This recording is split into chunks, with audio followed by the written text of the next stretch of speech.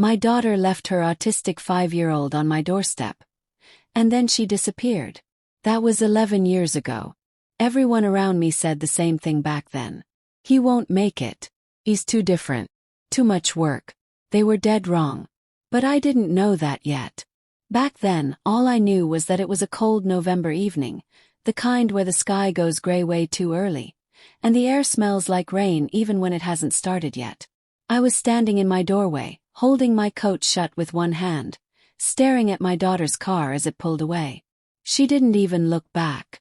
My grandson stood beside me, small and stiff, his eyes glued to the wooden porch. He rocked slightly, heel to toe, like the ground beneath him wasn't safe enough to trust. His hands were pressed hard over his ears, even though the street was quiet. No traffic, no music, no shouting, just silence. "Just for the weekend, Mom," Rachel had said, already stepping backward. "I need a break. Please." Break. She said she'd call Sunday. She never did. The car turned the corner and vanished. Red taillights swallowed by the dark. Ethan kept rocking. I'd been a schoolteacher for 35 years. Elementary kids. I'd had autistic students in my classroom before. They always came with specialists, aides, thick files, meetings, plans. There were systems, rules, support. But standing there on my porch with a 5-year-old who wouldn't look at me, I realized something that hit me straight in the chest. I had no clue what I was doing. "Hey, buddy," I said softly. "You wanna come inside?" Nothing. He didn't answer. Didn't move. Just kept rocking like the porch might disappear if he stopped. I picked up the backpack Rachel had dropped at my feet. It was light. Way too light. I opened the door wider and waited. After a long minute, Ethan stepped past me and into the house, still covering his ears. The door clicked shut behind us. The refrigerator hummed. He flinched. The heater kicked on. He pressed his hands tighter to his head like the sound hurt. I turned everything off as quietly as I could. Lights. Heater. Even the ticking clock on the wall suddenly felt too loud. Ethan crouched down in the living room corner, right by the bookshelf, folding himself into the smallest shape possible. "Are you hungry?" he asked. "Nothing." "Thirsty?" He rocked faster. I poured water into the yellow plastic cup I kept around for when he visited. Visits that used to happen maybe once or twice a year. Short. Awkward. Rachel always rushed. I set the cup on the floor a few feet away from him and backed off. He paused, looked at it, then went right back to rocking. That first night was rough. Real rough. I made chicken nuggets and fries because Rachel once mentioned that's all he'd eat. Ethan took one look at the plate and turned his whole body away like it offended him. I tried pasta, sandwich, sauce. Nothing. He pushed the plate away without touching it. "What do you want, sweetheart?" he asked. He made this low humming sound deep in his throat and stared at the wall like I wasn't even there. I gave him crackers. He ate 3. Bedtime was worse. When I tried to help him brush his teeth, he screamed. Not crying. Not whining. A raw, terrified scream like I was hurting him. I jumped back immediately. My heart nearly tore itself out of my chest. He stopped screaming but kept shaking, eyes wide, breathing fast. "It's okay," I said, hands up. "It's okay. We'll skip it tonight." I tucked him into the guest bed the way I thought kids liked. Blanket snug, pillow straight. He kicked it off. I tried again. Another scream. I left the blanket folded at the foot of the bed and slowly backed out of the room. He didn't sleep. Neither did I. All night long I heard that same low hum coming from his room, over and over, like a motor that wouldn't shut off. Saturday morning I called Rachel. No answer. Left a voicemail. Called again. Texted. Nothing. Sunday came and went. Then Monday. Then another week. I took Ethan to the pediatrician. The doctor confirmed what I already knew deep down. "He's autistic," she said gently. "Has anyone talked to you about evaluations?" I laughed. Not because it was funny but because it hurt. "His mother was supposed to," I said. "Well," the doctor replied, nodding slowly, You're handling it now. So I did. I enrolled him in therapy. Speech, occupational, behavioral. I learned fast. I learned he needed the same breakfast every single morning. Scrambled eggs. Toast cut corner to corner. Nothing touching. I learned the route to therapy had to be exactly the same every time or he'd melt down in the car. I learned not to touch him unless he reached for me first. Mostly I learned how to watch instead of rush in. One morning, about 2 weeks after he arrived, I found Ethan sitting on the living room floor at dawn. He had a bin of toy cars I'd bought him and was lining them up in a long, perfect row. First it looked random. Then I realized it wasn't. They were organized by color, but not just red to blue. By shade. Tiny differences I almost missed. I sat on the couch and watched. "That's amazing," I whispered. He didn't look at me. Didn't smile. But his hands moved with confidence, like he knew something the rest of the world didn't. December came. Rachel still hadn't called. I stopped trying to force things. Stopped pushing eye contact. Stopped asking too many questions. I made life predictable. Same breakfast. Same TV shows. Same bedtime routine. Not happy but calmer. On Christmas Eve I baked sugar cookies. Ethan sat at the table and watched me cut shapes. The kitchen smelled like butter and vanilla. The phone rang. My heart jumped. "Mom," Rachel said. Flat. Tired. "When are you coming to get him?" Asked. Silence. "I can't," she finally said. I tried. I really did. "I just can't." Then the line went dead. I sat on the kitchen floor while the cookies burned in the oven. Ethan came in quietly. He looked at me longer than he ever had before. Then he picked up the yellow cup and set it beside me. No words. Just that. That was the moment I knew. She wasn't coming back. And this quiet, complicated little boy, was mine now. The years after that didn't come neatly, one by one. They blurred. Days stacked on top of each other until time stopped feeling like something I controlled. Everything revolved around keeping life steady for Ethan. Predictable. Same breakfast. Same yellow cup. Same seat at the table. If I kept the world small enough, he could handle it. When Ethan turned 6, he became obsessed with a set of magnetic letters I stuck on the fridge. He didn't spell words at first. He grouped them. Rearranged them. Lined them up in patterns that made sense only to him. Sometimes he'd stand there for hours, quietly moving letters, completely locked in. Then he started drawing. Cheap little notebooks from the dollar store. Circles, lines, strange symbols that looked like a secret language. He carried them everywhere. Drew on the couch. Drew on the floor.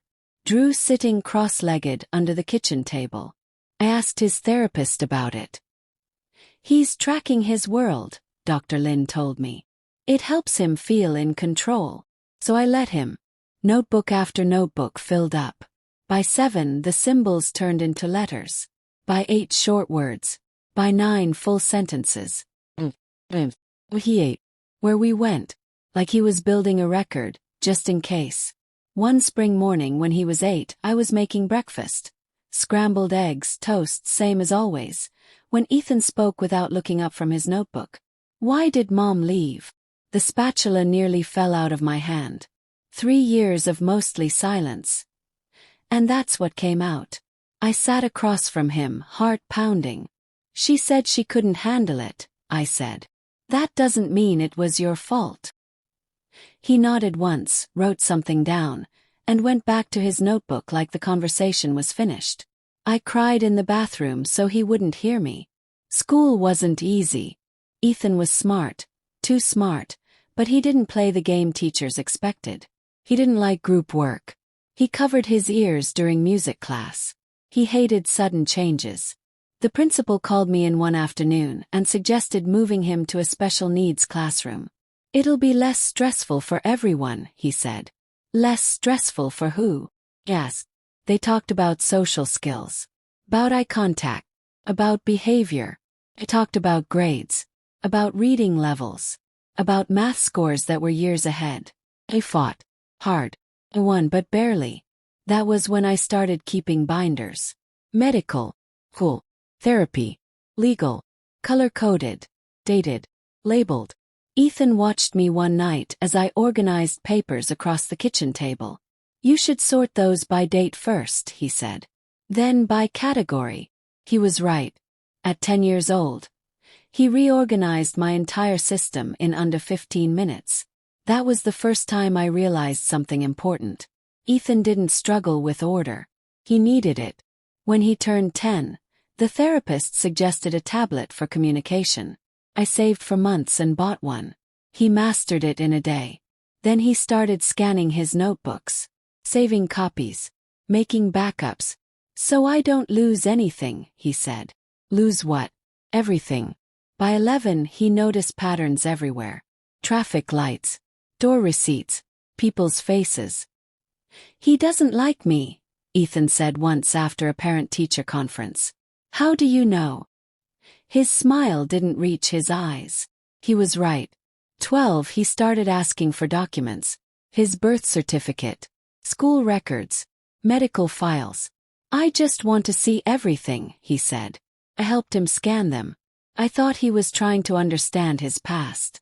I didn't realize he was preparing for something else entirely. That summer he discovered coding. Python. I didn't even know what that meant at the time. He sat at the kitchen table with my old laptop, lines of code scrolling down the screen like another language. I'm learning, he said. It makes sense. He spent the entire summer there. Barely noticed the world outside. By fall, he showed me programs he'd written, tools that sorted files, checked changes, tracked edits. One night he showed me something different. He opened a document, ran a program. Numbers appeared. Then he changed one word and ran it again. See, he said. Now it's different. You can tell if something's been changed, I said slowly. Yes, he replied. So things stay true. I didn't fully understand, but something about that sentence stuck with me. By 13, he was scanning my binders. Every school meeting, every receipt, every calendar page. Why grocery receipts? Yes. They have dates, he said. They prove where we were. Proof. By 14, he asked about the boxes in the garage. Old calendars, bank statements, phone bills. Why do you need this? Yes. I need the timeline, he said. What actually happened? We scanned everything. I thought it was healing. 15, he barely slept. 3 monitors glowed in his room at night. Code on one. Documents on another. Data everywhere. What are you building? I asked once at 1 a.m., holding a mug of tea. A system, he said. So lies don't work. That's when it hit me. This wasn't a hobby. This was armor. By the time Ethan turned 16, our house didn't feel like a home anymore. Felt like a quiet command center. Screens glowed at all hours. Cables ran under desks and along walls. The steady hum of computers replaced the ticking clock I'd unplugged years ago. I learned to walk softly, not because he asked me to, but because everything around him felt fragile, like a single wrong sound could snap his focus clean in half. He didn't talk much anymore. Not because he couldn't. Because he didn't need to. He communicated through movement, through the way he paused before answering, through the things he didn't say. When Ethan stopped asking questions, that's when I knew something heavy was happening inside his head. School became a battlefield. Teachers complained that he was distant. Other kids called him weird, robot, creepy. He didn't react. But I saw it when he came home. Jaw tight, shoulders stiff, eyes locked forward like he was holding something back. One afternoon I got a call from the principal. Ethan refuses to participate in group assignments, she said. He doesn't collaborate. He completes the work, I replied. Yes, but not with others. I bit my tongue. Is the work correct? Yes. There was a pause. Perfect, she admitted. Every time. That was always the problem. He didn't fail loudly. He succeeded quietly, and people hated that. At home he sank deeper into his system. That's what he called it now. The system. I wasn't allowed to touch it. Not because he was secretive, but because he was careful. One night, while I folded laundry, he stood in the doorway. "Do you remember the exact day Mom left?" he asked. "Yes," I said immediately. "November 3rd. What time?" I blinked. "Late afternoon. Around 5. He nodded slowly. "Traffic records say her car passed the highway camera at 5:27 p.m. My hands froze mid-fold. "You checked traffic records?" "They're public," he replied. "Most people don't look." I didn't know what to say. He stepped closer. "She didn't go where she said she was going." My chest tightened. "Where did she go, Ethan?" He hesitated. "That was new. Somewhere she didn't want anyone to know about," he said finally. That night I couldn't sleep. The past, something I'd locked away just to survive, was being pulled back into the light piece by piece. Ethan started skipping meals. Not on purpose. He just forgot. I'd bring food to his room and set it beside the keyboard. Sometimes he ate it hours later. Sometimes it went untouched. "You okay?" asked one evening. "I will be," he said. "When it's done." "What's it?" "The truth." Weeks passed like that. Then one Saturday morning everything shifted. I was cleaning the garage when Ethan called out, sharp and urgent. "Grandma!" Not yelling but close. I rushed inside. He stood in front of his screens, pale, eyes wide, breathing fast. Not panicked but overloaded. "I found something," he said. My stomach dropped. He pulled up a file. Phone records. Locations. Then another file. Emails. Then another. Court documents. Rachel's name appeared again and again. Not as a victim. As a filer. As a signer. As someone who'd been preparing something. "She didn't disappear," Ethan said quietly. "She planned." "Planned what?" He clicked again. "A custody inquiry. Never finalized. Financial statements. Hidden accounts. Legal consultations. Undisclosed. She was trying to get rid of me," he said, voice flat. The words hit harder than shouting ever could. I sat down hard in the chair. "No," I said automatically. She was overwhelmed." Ethan didn't argue. He just opened another folder. Timeline. Every interaction. Every call. Every missed message. "She stopped therapy appointments before she left," he said. "She closed my school account. She signed power of attorney to you." My breath caught. "She knew she wasn't coming back," he added. Silence filled the room. I reached for him without thinking. He stiffened but didn't pull away. That was huge. "She could have come back," I whispered. Ethan shook his head. "She didn't want responsibility," he said. "She wanted freedom." The next few days were heavy. Ethan barely slept. I watched him closely now. Not just as a grandmother, but as someone realizing the kid in front of her wasn't just processing trauma. He was building a case. One night, I found him sitting on the floor, surrounded by printed pages. "What are you doing?" I asked. "Learning how courts think," he said. "They don't care about feelings. They care about proof." "You don't need to prove anything," I told him softly. She left. "That's enough. For people," he said. "Not for systems." I didn't argue. Because something in his eyes told me. He wasn't doing this for revenge. He was doing it so no one could ever erase him again. Then, out of nowhere, Rachel resurfaced. A letter arrived. Handwritten. Not an apology. Demand. She wanted visitation rights. My hands shook as I read it. "She can't," I said aloud. "After all this time, she can't just." Ethan read it once. Then again. Then smiled. Not happy. Ready. "She waited too long," he said. "What do you mean?" "She left evidence behind," he replied calmly. "And she underestimated me." That was the moment I understood. This wasn't a scared child anymore. This was someone who'd grown up in silence, watched closely, remembered everything, and learned how to fight without raising his voice. And if Rachel thought she could walk back in and rewrite history, she had no idea who her son had become. Rachel's letter sat on the kitchen table for 3 days. I didn't touch it again after the first read. I didn't need to. The words were already burned into my head. Cold, careful, and legal sounding, like she'd Googled how to sound reasonable after abandoning your kid. Ethan, on the other hand, studied it like it was a puzzle. He copied every sentence into his system. Highlighted phrases. Marked inconsistencies. "She's choosing her words very carefully," he said one night. "That usually means someone's hiding something." I watched him from the doorway, that familiar mix of pride and fear tightening my chest. "You don't have to do this," I told him. "I'll handle it." He finally looked up. "No," he said calmly. "You've handled everything else. This part's mine." That was new. Not defiance. Not anger. Ownership. The lawyer I contacted, a family law specialist, was polite but cautious. "After this much time," she said, tapping the letter, "the mother doesn't automatically get rights.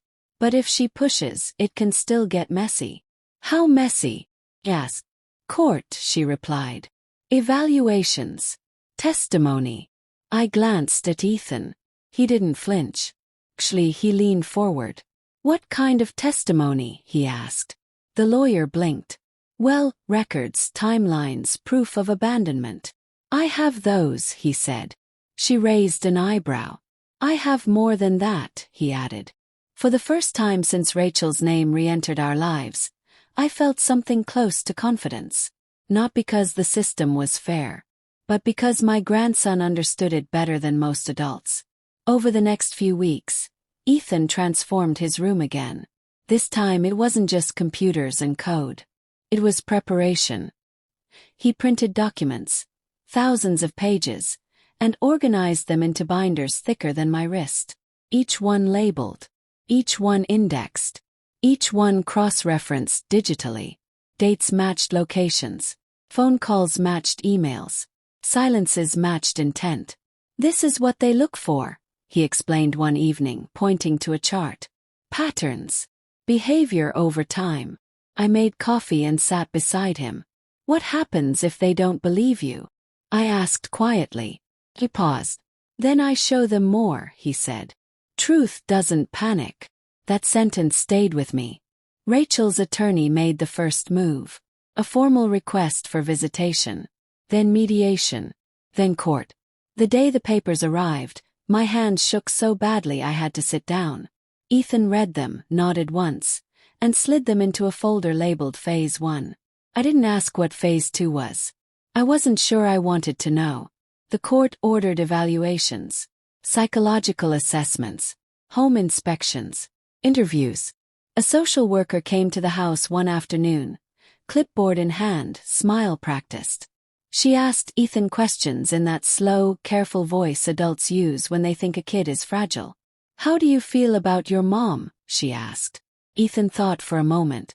"I don't feel much," he said. "Feelings fade when someone's absent long enough." The woman hesitated, pen hovering. "Do you miss her?" "I miss the idea of a mother," he replied. "Not her specifically." I held my breath. The social worker scribbled something down. Later, when she left, Ethan turned to me. "That question wasn't about love," he said. "It was about loyalty." He was right. Rachel showed up for mediation wearing soft colors and a tired smile. She cried on cue. Spoke about stress. About being young. About making mistakes. She never once said Ethan's name. Not until the mediator prompted her. "I just want a chance to reconnect," Rachel said, voice breaking. "I'm his mother." Ethan didn't look at her. He looked at the mediator. "Can I ask a question?" he said. The room went still. The mediator nodded. "What date did you last attend one of my therapy sessions?" Ethan asked Rachel. She froze. Well, it's been a long time." "November 2nd, he said. "You canceled the appointment that morning." Her eyes flicked to her attorney. "And what reason did you give?" he continued. She swallowed. "Work," she said quietly. Ethan opened a binder. "You were unemployed that month," he said calmly. "Here are your employment records." The mediator cleared his throat. Rachel started crying harder. That didn't work this time. After mediation failed, the judge scheduled a full hearing. That night, I found Ethan in the kitchen at 2 a.m., staring at the dark window. "You scared?" asked. He nodded. "Just once." "Of what?" asked gently. "Of being misunderstood," he said. "That's how people lose." I reached for his hand. He let me hold it. The hearing was set for 6 weeks later. 6 weeks of preparation. 6 weeks of Rachel's side trying to poke holes. 6 weeks of watching my grandson grow steadier the closer the storm came. One evening a letter arrived. This one from Rachel herself. Not legal. Personal. She apologized. Said she'd changed. Said she was ready now. Ethan read it slowly. Then deleted the digital copy. "She's reacting," he said. "Not reflecting." He turned to me. "Grandma," he said softly. "If the judge asks why I don't want contact, will you be okay hearing my answer?" I swallowed hard. "Yes," I said. "Will you be okay giving it?" He nodded. "I've been preparing for this my whole life," he said. And for the first time I believed him. The courthouse smelled like old paper and stale coffee. I noticed that first because Ethan noticed everything, and I was trying to ground myself the way he taught me. Focus on details. Don't let emotions hijack the moment. We sat on a wooden bench outside the courtroom, waiting. Ethan's posture was straight, hands folded, eyes forward. Calm on the outside. Locked in on the inside. Rachel sat across the hall with her attorney. She looked smaller than I remembered. Not fragile, just reduced. Like life hadn't turned out the way she'd pictured, and she was still trying to pretend that was someone else's fault. She glanced at Ethan twice. He didn't look back. The bailiff called our case. Inside, the courtroom felt colder than it should have been. High ceilings. Hard lines. No room for sentiment. The judge entered, older man, sharp eyes, no wasted movement. The kind of person who'd heard every excuse already. I sat behind Ethan, hands clenched together so tight my fingers hurt. Rachel's attorney went first. He painted her as overwhelmed, young, unsupported. A mother who'd made a mistake and deserved a second chance. "She's stable now," he said. "She's ready to be present." The judge nodded slowly, non-committal. Then it was our turn. Our lawyer stood, professional, measured. "This case isn't about a temporary lapse," she said. "It's about a pattern of abandonment." She gestured toward Ethan. "And about a child who was forced to grow up faster than anyone should." The judge looked at Ethan directly. "Do you wish to speak?" he asked. My heart stopped. Ethan stood. Not rushed. Not hesitant. Just steady. "Yes, Your Honor," he said. His voice was calm, but it carried. "I'd like to present a timeline." A murmur moved through the room. The judge raised an eyebrow. "Go ahead." Ethan approached the podium and placed a binder down carefully. "This is a record of my mother's actions," he said. "Not her words. Actions." He opened the binder. "On November 3rd, when I was 5, my mother left me at my grandmother's home. She said it would be for 2 days. He paused. She never returned." Rachel shifted in her seat. Ethan continued. "Before that date, she canceled my therapy sessions, withdrew me from school services, and transferred financial responsibility to my grandmother." He flipped a page. "These are signed documents." He didn't look at Rachel. He didn't need to. "She planned her exit," he said. "She didn't fail. She chose." Rachel's attorney stood abruptly. "Objection, this is speculation." The judge held up a hand. "Overruled," he said. "The documents will speak for themselves." Ethan kept going. "For 11 years there was no contact. No calls. No letters. No child support. No attempt at visitation." He looked up now, straight at the judge. "I adapted," he said. "I learned to function without a parent." Silence filled the room. "Now," he continued, "my mother wants to re-enter my life. Not because I needed her." He paused, choosing his words carefully. But because she does. Rachel began to cry. Not quiet tears. Loud ones. The judge watched her for a moment, then turned back to Ethan. How would renewed contact affect you? He asked. Ethan took a breath. It would destabilize the only consistent environment I've known, he said. I don't hate her. But I don't trust her. The judge nodded slowly. Then something unexpected happened. Rachel stood up. I was scared, she blurted. I didn't know how to handle him. He was different. I was drowning. Ethan turned to face her for the first time. You didn't drown, he said quietly. You swam away. Gasps rippled through the courtroom. Rachel's face crumpled. The judge raised his gavel slightly. That will be enough, he said firmly. He leaned back in his chair. I've reviewed the evidence, he said. And I've listened carefully. My chest felt like it might explode. This court recognizes the biological connection, he continued. But biology alone does not define parenthood. Rachel's attorney stiffened. The child's best interest, the judge said, is stability. He looked directly at Ethan. You've demonstrated maturity, awareness, and an understanding of your own needs beyond your years. He paused. Visitation will not be granted at this time. Rachel let out a sob. But the judge wasn't finished. However, he added, this court encourages therapy, if and only if the child chooses to pursue contact in the future. He struck the gavel. Case closed. I didn't realize I was crying until Ethan turned and looked at me. We didn't hug. We didn't celebrate. We just walked out together, side by side, into the sunlight. Outside the courthouse, Ethan stopped. He looked up at the sky for a long moment. It's quieter now, he said. He nodded. Yeah, I whispered. It is. That night, back home, Ethan shut down his system. All the screens went dark. What are you doing? I asked. I don't need it anymore, he said. It did its job. He paused. Can we order pizza? He asked. I laughed through tears. Yeah, I said. We can do that. For the first time in years, he ate without looking at a screen. And for the first time I realized. The fight that shaped him was finally over.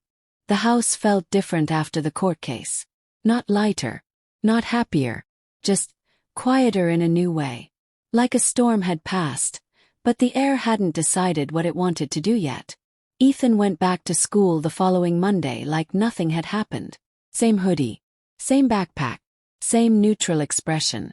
If you didn't know him, you'd never guess he'd stood in a courtroom days earlier and dismantled his own mother's case with facts and silence. But I knew. I noticed the small things. He checked the locks twice every night now. He flinched when the phone rang. He sat facing the door whenever we went out to eat. The system might have been shut down, but his brain hadn't powered off yet. One evening, I found him in the living room staring at the blank TV screen. You want me to turn something on? Yes. He shook his head. Too loud, he said. Then after a pause, my head's still sorting. Sorting what? I didn't ask. A week later, the school counselor called me in. Ethan's grades are excellent, she said, flipping through papers. But he seems disconnected. I almost laughed. He's always been that way, I replied. This is different, she said gently. It's like he finished something big and doesn't know what comes next. That hit hard. Because I didn't know either. At home, Ethan started reorganizing his room. Not digitally this time. Physically. Old notebooks went into boxes. Binders stacked neatly in the closet. Printed evidence sealed away. What if you need them again? Yes. I won't, he said. That chapter's closed. Closed didn't mean erased. One night around midnight I heard a crash. I rushed into his room. He was on the floor, breathing fast, hands pressed against his temples. Ethan, I said, dropping beside him. Hey, I'm here. It's too much, he whispered. I can't turn it off. The memories. Planning. The years of pressure. I didn't touch him right away. Breathe with me, I said. Just count. We sat there for a long time, counting, waiting for his body to catch up with reality. Afterward, he leaned back against the bed. "I don't know who I am without the fight," he said. That scared me more than anything he'd said in court. The following month, Rachel tried again. Not legally, emotionally. An email. Then another. Long messages about regret. About therapy. About how she finally understood. I asked Ethan if he wanted to read them. "No," he said. "Not yet." So I didn't open them either. Time passed.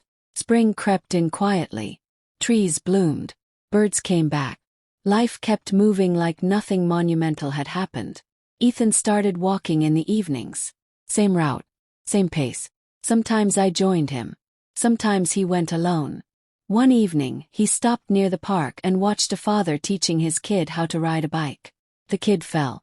The father laughed. Helped him back up. Ethan stared longer than usual. "They get infinite retries," he said softly. "Who?" I asked. "Kids with parents who stay." My throat tightened. "You had me," I said. He nodded. "I know. That's why I survived." That wasn't comfort. That was truth. Near the end of the school year, Ethan got a letter. College outreach program. Early placement. Computer science track. He stared at it for a long time. "They want me for my brain," he said. "That's a good thing," I replied. "It's the only thing they see," he said. He didn't sound bitter. Just observant. He accepted anyway. That summer, he laughed for the first time in years. Not a small smile. Real laugh. It surprised both of us. We were eating takeout on the porch, watching a thunderstorm roll in. "Grandma," he said suddenly, "do you think she'll ever stop trying?" "Your mother?" I asked. He nodded. "I think," I said slowly, "she'll always want relief from her guilt. But that doesn't mean you owe her access." He thought about that. "Good," he said. "I'm tired of being someone else's solution." That night, I watched him fall asleep on the couch, thunder rumbling in the distance. For the first time, his face looked young. Not alert. Not guarded. Just a kid who'd finally put the armor down. The fight was over. But the healing, that was just beginning. The letter from the college program stayed on the fridge for weeks. Not because Ethan needed the reminder. 'Cause I did. Every time I walked past it, I had to stop myself from touching it. Like if I pressed my fingers against the paper too hard, the whole thing might disappear. After everything we'd survived, the idea that he was actually leaving the house felt unreal. Ethan didn't talk much about college. He researched it, mapped it, planned contingencies. But emotionally, he stayed quiet. One night, while I was washing dishes, he leaned against the counter and watched the water run. "Do you think I'll mess it up?" he asked. I turned off the faucet. "Mess what up?" I asked. "Being normal," he said. I smiled sadly. "You were never normal." He nodded. "That's what worries me." The summer before college passed slowly. Too slowly for me. Too fast for him. He packed and unpacked the same box 3 times. Labeled cables. Tested chargers. Backed up files like the world might end if he didn't. The night before move-in, he stood in his room and looked around. "I don't like endings," he said. "Neither do I," I replied. "But I like clean exits," he added. The campus was bigger than he expected. Too loud. Too bright. Too alive. He stiffened the second we stepped out of the car. Waited. "You want me to stay a bit?" I asked. He shook his head. "If you stay, I won't adapt." That was Ethan. Always choosing the harder path if it made him stronger. We hugged. Brief. Careful. "I'll call," he said. "I know," I replied. The drive home was quiet. The house felt empty in a way I wasn't prepared for. Ethan called the first night. Then the third. Then once a week. College wasn't easy. The workload. Fine. The structure. Manageable. People. Complicated. Roommates came and went. Social cues were messy. Group projects were chaotic. "They talk in feelings," he said once, frustrated. "Nothing is defined." But he learned. observed, adjusted. By mid-semester, he'd built a reputation. Not loud, not flashy, reliable. The guy who fixed broken systems. The one professors trusted with complex problems. One afternoon he called me unexpectedly. "She emailed again," he said. "Rachel." My stomach tightened. "She says she's proud of me," he continued. "Says she followed the court's advice and got help." "How do you feel about that?" I asked carefully. "I feel like she's narrating her redemption arc," he replied. "And I'm the audience she wants." That was painfully accurate. The emails increased. Supportive tone. No pressure. Just enough to reopen wounds. Ethan didn't reply. Instead, he focused harder on his work. Late nights, endless labs, code until sunrise. He was running from something. I could hear it in his voice. During winter break, he came home thinner, quieter. One night, I found him sitting on the porch steps, staring into the dark. "She keeps rewriting the past," he said suddenly. "Your mother. She says she left because she loved me too much to fail me," he said flatly. "That's not love. That's avoidance." I sat beside him. "You don't have to accept her version," I said. "I know," he replied. "But I'm tired of being the missing piece in her story." That was when he made a decision. He wrote back. One email. Short, clear, unemotional. He told her he was open to structured communication, with boundaries. No sudden visits. No emotional dumping. No rewriting history. Just facts. Rachel agreed immediately. Too immediately. That worried me. A few weeks later she asked to meet. Public place. Coffee shop. 30 minutes. Ethan asked me to come, but not sit with them. "I just need to know you're nearby," he said. I watched from across the room as they sat down. Rachel talked more than he did. Hands moving. Eyes searching his face. Ethan listened. Then he spoke. I couldn't hear the words, but I saw the shift. Rachel's shoulders dropped. Her smile faded. She wasn't getting what she came for. They left separately. Ethan came straight to me. "How do you feel?" I asked. "Lighter," he said. "And sad. But not broken." That mattered. Back at college something changed. He joined a small study group. Started teaching others. Let himself be seen. Not fully but enough. One evening he texted me. "I think I'm more than what happened to me." I stared at the screen for a long time. Rachel emailed again after that. Ethan didn't respond. He wasn't running anymore. He was choosing. And that, more than any courtroom victory, felt like real freedom. Rachel didn't stop. She just changed tactics. For months after that coffee shop meeting, she stayed quiet. No emails. No calls. No attempts to check in. On the surface, it looked like she'd finally respected Ethan's boundaries. Ethan didn't trust it. "She's regrouping," he said once, half joking but not really. "People like her don't quit. They pivot." He focused on school. Second year came with heavier classes, tougher expectations. Professors pushed him harder now that they knew what he could do. He didn't mind the work, but the pressure of being seen started creeping in. "You're gifted," one professor told him after class. "You should think about research." Ethan nodded, polite as always. Later that night he texted me. "I don't want to be impressive. I just want to be accurate." That was Ethan in one sentence. Then, right before finals, Rachel made her move. Not to Ethan. Me. The email subject line read, "We need to talk." I stared at the screen for a long time before opening it. She wrote about regret. About growth. About therapy and accountability. About how Ethan was thriving because of her decision to step back. That line did it. I replied once. Short. Firm. "Do not rewrite history. If you want contact with Ethan, speak to him directly and respect his boundaries." She didn't like that. 2 weeks later Ethan called me, voice tight. "She contacted my dean," he said. My stomach dropped. "What do you mean?" "She emailed the department," he explained. "Said she was concerned about my mental health. Suggested I was under undue influence growing up. I sat down hard. That wasn't a check-in. That was an attack. The university requested a meeting. Administrative. Neutral. But heavy. Ethan prepared like he always did. Documentation. Emails. Court rulings. Medical records. He didn't panic. But I heard the exhaustion in his voice. "I'm tired of defending my existence," he said quietly. The meeting lasted an hour. Ethan answered every question calmly.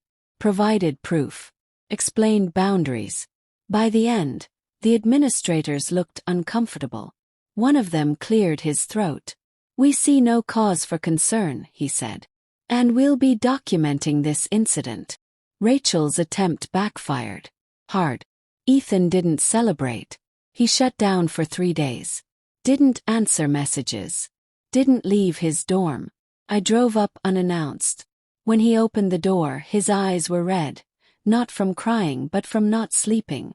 "I didn't want you to worry," he said. "I was already worried," I replied, pulling him into a hug. This time he didn't resist. We sat on the dorm floor, backs against the bed. "She keeps trying to prove she matters," he said. "Even if it hurts me." "That's not love," I said. "I know," he replied. "That's why I have to stop hoping she'll become someone else." That night, Ethan wrote one last message. Not emotional. Not cruel. Final. He told Rachel that any further contact, direct or indirect, would be considered harassment. He attached the court order. Copied legal counsel. Copied the university. He didn't ask. He stated. Then he blocked her. After that, something shifted. Not relief. Resolution. Ethan went back to class. To work. To life. He stopped checking his inbox obsessively. Stopped bracing for impact. One afternoon he called me laughing. Actually laughing. "I helped a classmate debug her code," he said. She hugged me. I didn't freak out. I smiled through tears. "That's progress," I said. Spring came again. Ethan applied for an internship. Quietly. No announcements. No expectations. He got it. When I asked how he felt, he thought for a moment. "Stable," he said. "That's new." Rachel didn't reach out again. Not because she healed. Because she finally ran out of doors to knock on. And Ethan.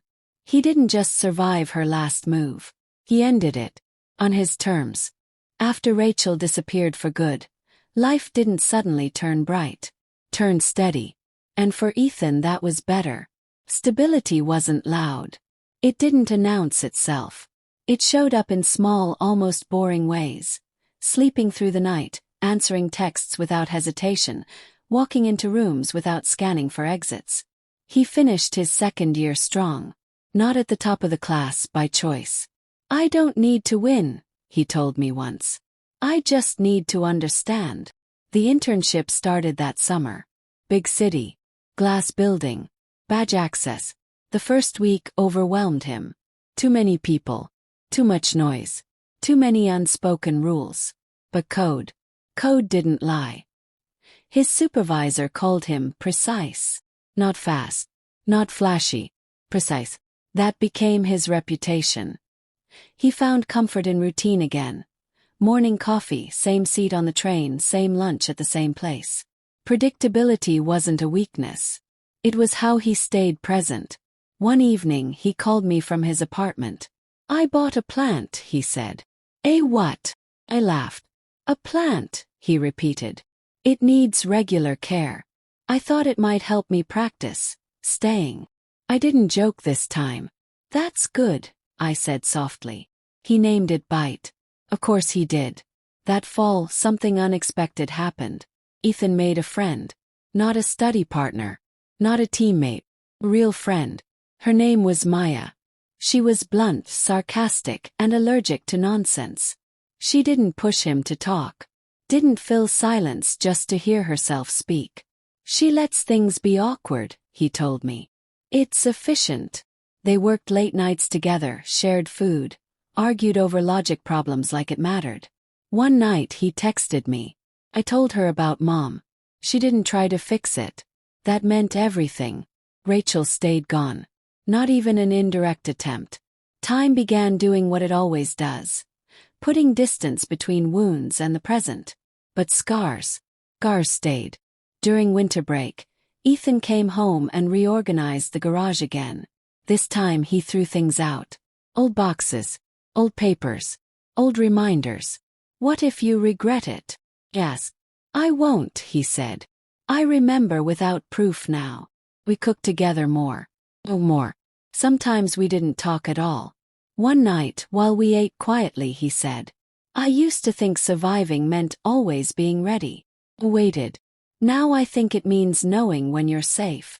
I reached across the table and squeezed his hand. You are, I said. He nodded. By senior year, job offers started coming in. Interviews. Negotiations. Decisions.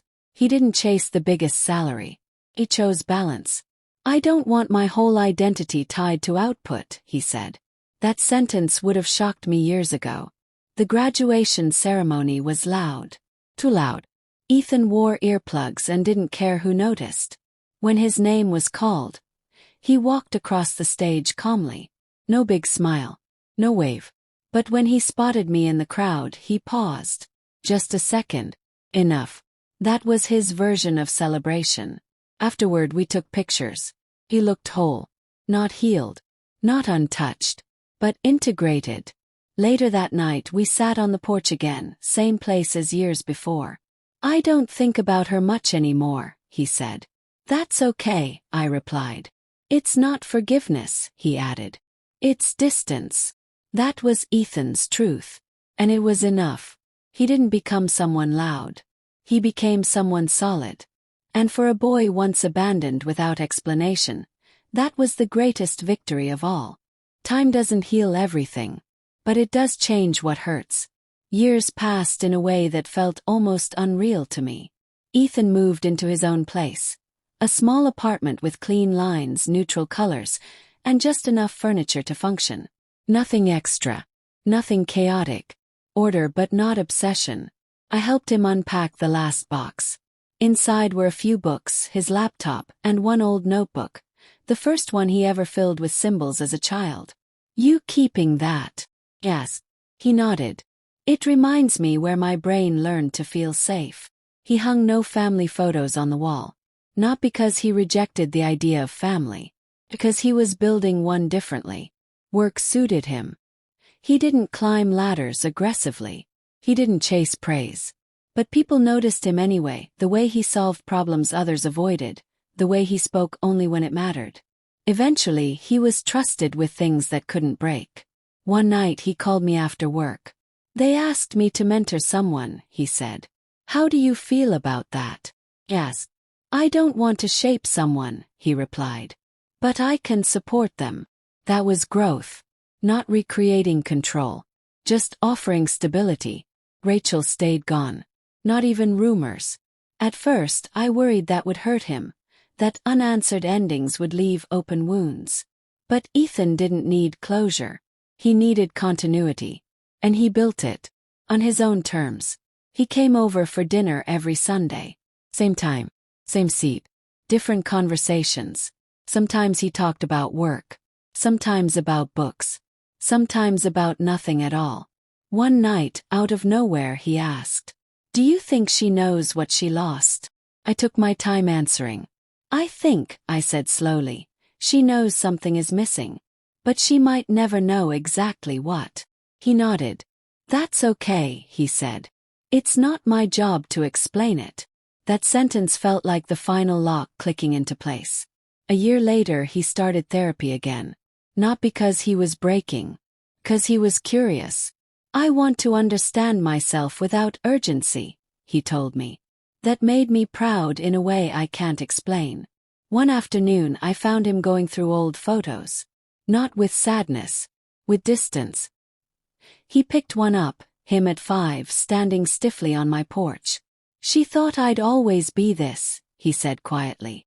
A problem she couldn't solve. I touched his shoulder. You became more than a solution, I said. You became a person. He smiled. Real one. Not guarded. Not brief. Just there. Later that year, He invited me to his apartment for dinner. He cooked, burned the garlic, forgot the salt, laughed about it. I never thought I'd host, he admitted. My brain doesn't like unpredictability. And yet, tease. And yet, he said, smiling, some things are worth adapting for. As I left that night, he hugged me, longer than usual. You didn't replace her, he said suddenly. Froze. You stayed, he continued. That mattered more. I cried the whole drive home. Not because of pain, because of release. Years later, long after the court case became a memory instead of a scar, Ethan sent me a message while I was folding laundry. I don't feel like a survivor anymore. I stared at the screen. I feel like a person who lived. That was it. No drama. No redemption arc. Just life reclaimed. He wasn't defined by abandonment. He wasn't shaped by absence. He was shaped by consistency. By quiet protection. By someone choosing not to leave. And if anyone ever asked me what love really looks like, I'd tell them it's not grand gestures. It's staying. There's a strange thing that happens when a long fight finally ends. You don't celebrate. You don't collapse. You just notice how much space there is to breathe. Ethan noticed it first. He stopped filling silence. Not with words. Not with work. Not with preparation. Silence stopped feeling dangerous. He started doing things without optimizing them. Walking without tracking steps. Cooking without following a strict order. Leaving dishes in the sink overnight. Small rebellions against the version of himself that once needed everything locked down to survive. One Sunday afternoon we sat in the backyard, watching the wind move through the trees. I used to think peace would feel dramatic, he said. Like a moment. Or a realization. What does it feel like instead? I asked. Boring, he replied. Then smiled. In a good way. That made sense. Trauma is loud. Healing is quiet. People at work started seeing him differently. Not just the reliable one. Not just the precise one. But the steady one. The guy who didn't panic when things broke. Who didn't point fingers. Who fixed what could be fixed. And accepted what couldn't. A younger coworker once asked him how he stayed so calm. Ethan thought about it.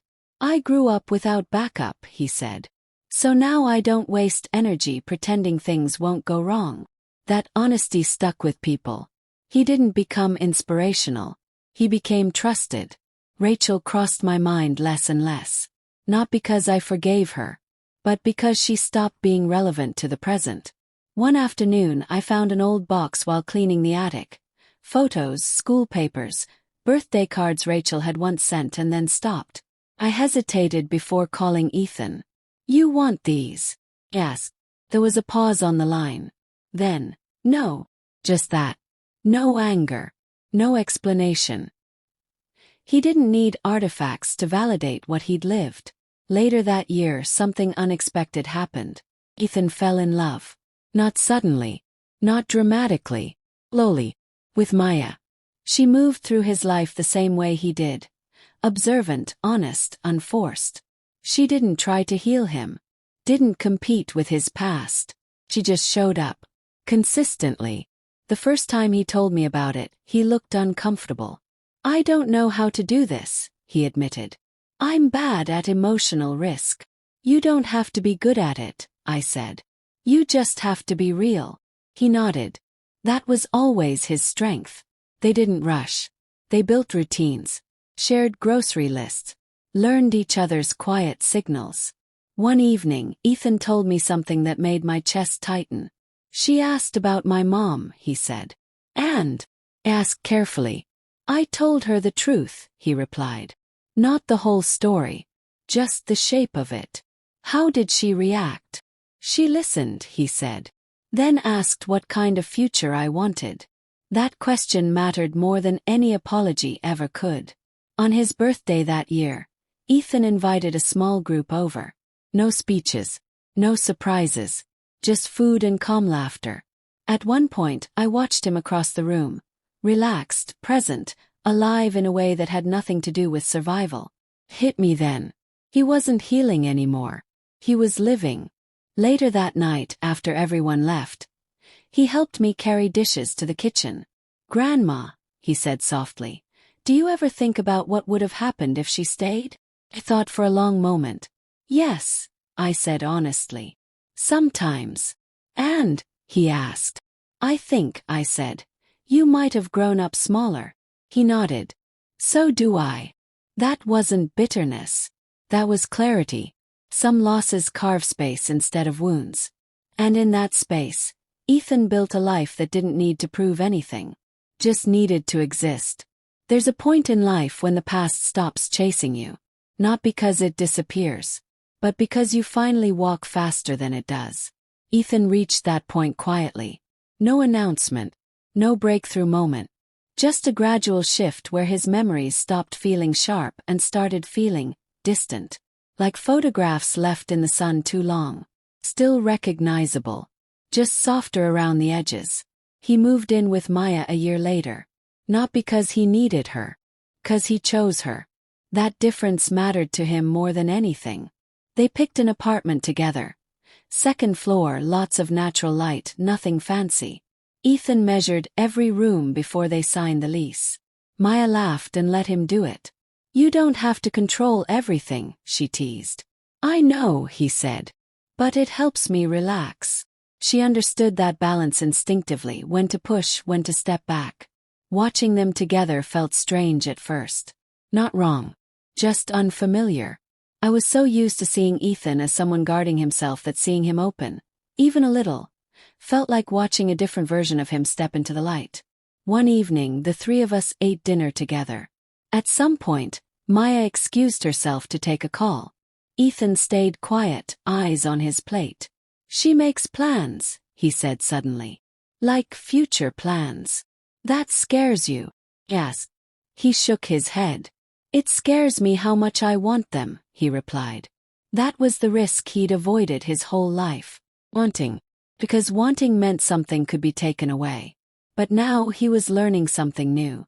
Wanting didn't make you weak. Avoiding did. Rachel came up once more. Unexpectedly.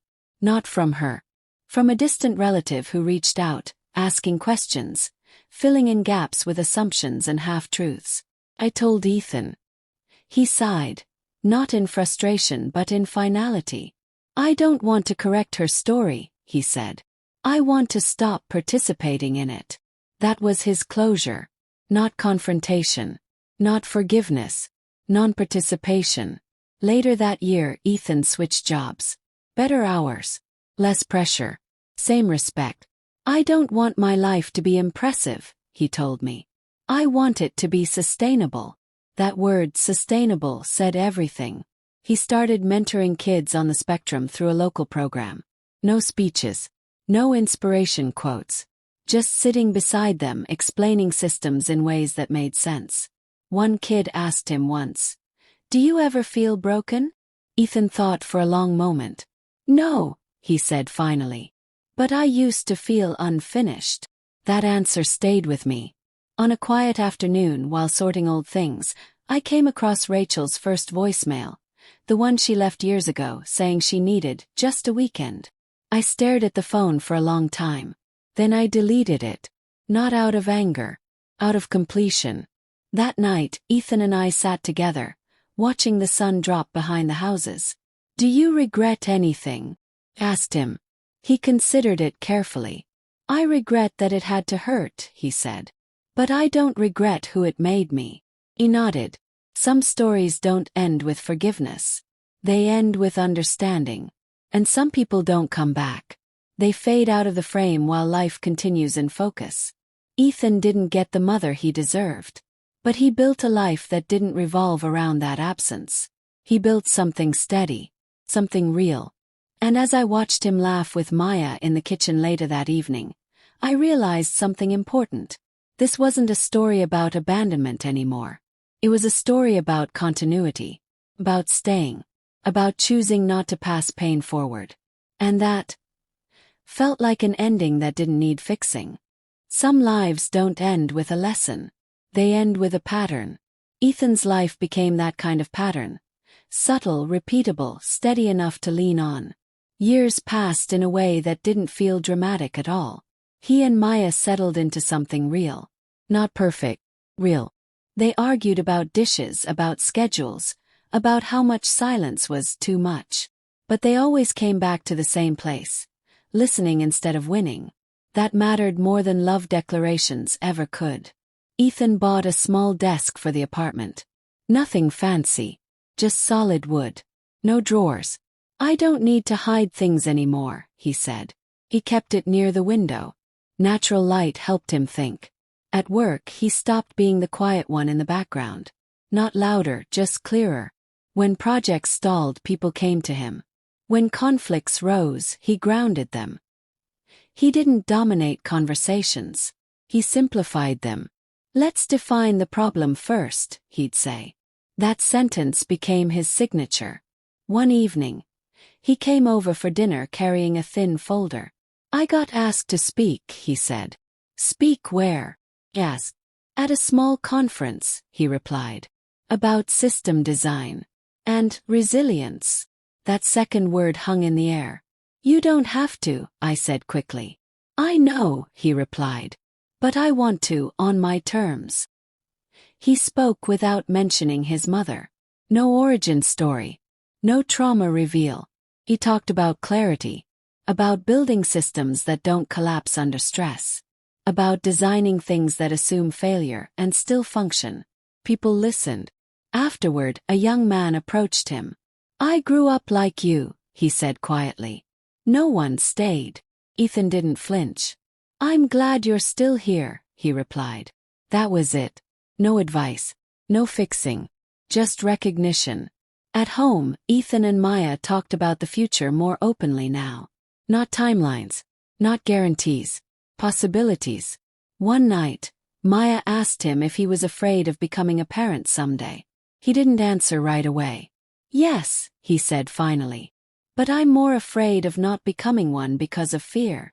That honesty brought tears to her eyes. To mine too when he told me later. Rachel's name came up less than once a year now. Like a footnote. Something acknowledged but no longer expanded upon. Ethan didn't block her memory. He resized it. One afternoon while helping me clean, he found an old jacket of his. Tiny, faded, barely recognizable. He held it up. "I remember this," he said. "I hated how the zipper felt." Smiled. "You wore it anyway." He nodded. "I don't do that anymore," he said. "I don't wear discomfort just to survive." That sentence felt like the quiet thesis of his entire life. Years later, long after I stopped counting them, Ethan sat beside me again, same porch, same evening light. "You know," he said, "I used to think people leave because of who you are." Waited. "Now I think they leave because of who they're not ready to become." I reached for his hand. "You were ready," I said. He shook his head gently. "No," he replied. "I became ready because someone stayed." That was the legacy. Not success. Not healing. Presence. Consistency. A person choosing not to disappear. Ethan didn't grow up to prove his mother wrong. He grew up to prove that absence doesn't get the final word. And as the sun dipped below the horizon, painting everything soft and gold, I realized. Some stories don't need redemption. They need continuation. There's a moment in every long life when you stop asking why things happened. Not because you found the answer, but because the question loses its grip. Ethan reached that moment without noticing. It showed up in the way he talked about the future. Not cautiously, not optimistically, just realistically. Like someone who understood that life would keep throwing variables his way, and that he didn't need to control all of them to move forward. He and Maya didn't rush milestones. They built habits instead. Morning walks, shared calendars, quiet check-ins at the end of hard days. When disagreements came, and they did, Ethan didn't shut down. He paused, named what he felt, asked for space when he needed it. That alone told me how far he'd come. One evening, I watched him explain something gently to Maya. Something about needing advance notice before plans changed. She nodded. "Thanks for telling me," she said. "I'll try." No argument. No defensiveness. just adjustment. That kind of exchange would have been impossible for him once. At work, Ethan declined a promotion. Not out of fear. Out of clarity. I like my margin, he explained. I need space to think. His manager respected that. Not everyone understood him, but the ones who mattered did. Rachel remained absent. Not in a dramatic way. In a final one. Occasionally, I wondered if she ever sat somewhere and thought about the version of her son she never met. The adult who could have stood in front of her and spoken calmly, clearly without blame. But that curiosity no longer carried weight. Because Ethan didn't live in hypotheticals. He lived in what was. One afternoon, Ethan and I went through old documents together. Not evidence, not records. Memories, photos, cool art. Small fragments of a life built quietly. He picked one up, a drawing from when he was 7. Lines uneven. Colors too dark. I remember being tired all the time, he said. You were carrying more than a child should, I replied. He nodded, then smiled. I don't feel tired like that anymore. That was everything. Later that year, Ethan and Maya talked about commitment. Not marriage. Not labels. Responsibility. What does staying mean? Maya asked him. Ethan thought for a long time. It means choosing again, he said. Even when you don't have to. She reached for his hand. That's what I want, she said.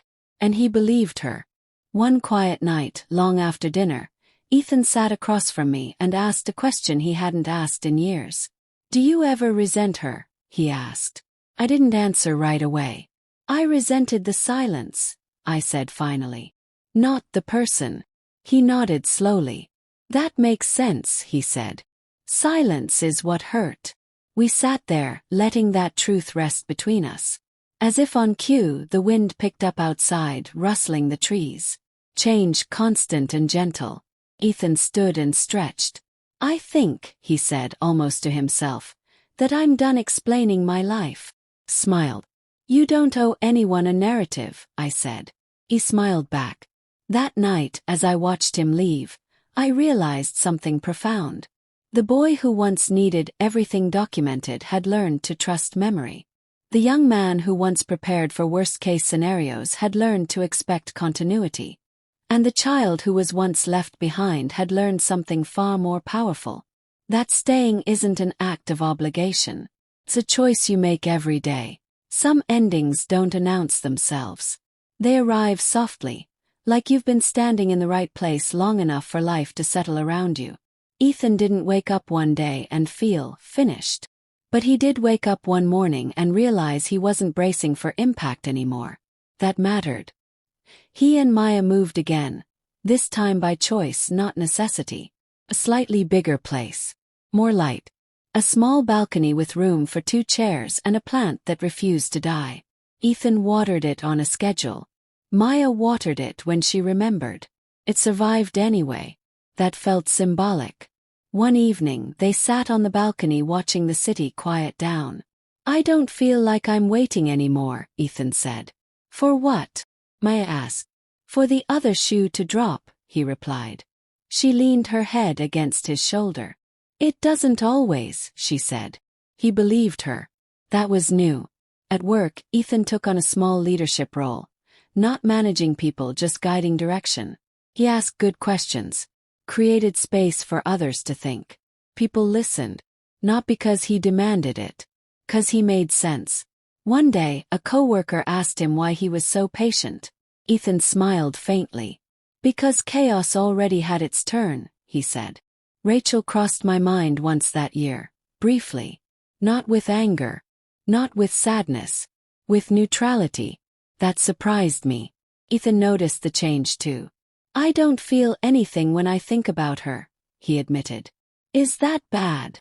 No, I said. That's freedom. He nodded. He'd spent so long defining himself in opposition to abandonment that neutrality felt unfamiliar. But it didn't feel wrong. He visited me less often now. Not because he cared less. Because he was building something of his own. And that was exactly how it was supposed to be. One afternoon, while walking through the park, Ethan watched a child run ahead of his parent, laughing. He stopped. I used to think people like that were lucky, he said. And now? Yes. And now I think they were protected, he replied. There's a difference. Protection didn't make you better. It made you free to grow. Later that year, Maya asked him a question he didn't expect. Would you want to be that protection for someone else someday? He didn't answer right away. Days passed. Then weeks. Finally, one quiet night he said, I think I could be. Not perfectly. But honestly. That was all she needed. He didn't fear repeating the past anymore. He trusted himself enough to interrupt it. One Sunday morning, Ethan showed up at my door unexpectedly. No warning. No reason. Just presence. We sat in the kitchen drinking coffee. You know, he said, I don't think of myself as abandoned anymore. Waited. I think of myself as someone who was redirected, he finished. Smiled. That's a generous way to see it. It's accurate, he replied. As he left that day, he hugged me longer than usual. Thank you, he said. For what? Yes. For staying even when I didn't know how to ask, he said. That hug carried the weight of everything we'd survived. There was only one thing left now. Not a confrontation. Not an apology. Just continuation. Life moving forward without resistance. Ethan didn't close the book on his past. He placed it gently on the shelf. And walked on. Some stories don't end when everything is fixed. They end when nothing needs fixing anymore. Ethan's life reached that place slowly, the way real peace always does. Not with fireworks. Not with declarations. Just with days that didn't demand explanations. He and Maya married quietly. No big venue. No speeches about destiny. Just a small room, close friends, and promises spoken plainly. I will stay, Ethan said. Not forever. Not no matter what. Just I will stay. That was enough. They built a life that respected limits. Noise had boundaries. Silence had space. Truth was allowed to exist without decoration. Ethan never became sentimental about his past. He didn't rewrite it. Didn't romanticize it. He carried it like you carry a scar you no longer touch. Proof of survival, not a source of pain. One afternoon years later, he brought his own child to my house. Small boy. Curious eyes. Loud laugh. Ethan watched him carefully. Not with fear, but with intention. When the child cried, Ethan didn't freeze. When the child reached for him, Ethan didn't hesitate. Presence came naturally now. Later, while the boy slept on the couch, Ethan sat beside me. I understand it now, he said quietly. What? Asked. Why staying mattered more than fixing, he replied. He nodded. You didn't save me, he continued. You just didn't leave. That was the truth of it. Rachel was never mentioned again. Not because she was forgiven. Not because she was hated. Because she no longer belonged to the story being lived. Ethan taught his child routines. Not rigid ones but reliable ones. He apologized when he messed up. He explained instead of disappearing. He became the kind of adult he once needed. Not perfectly, but consistently. One evening, long after the sun had set, Ethan stood on the porch with his child in his arms. The same porch. Different ending. I used to think beginnings were the hardest part, he said softly. Now I know endings are. Smiled. You didn't end, I said. You continued. He looked down at his child, who gripped his finger tightly. No, he said. I stayed. And that, more than justice, more than success, more than healing, was the ending this story was always moving toward.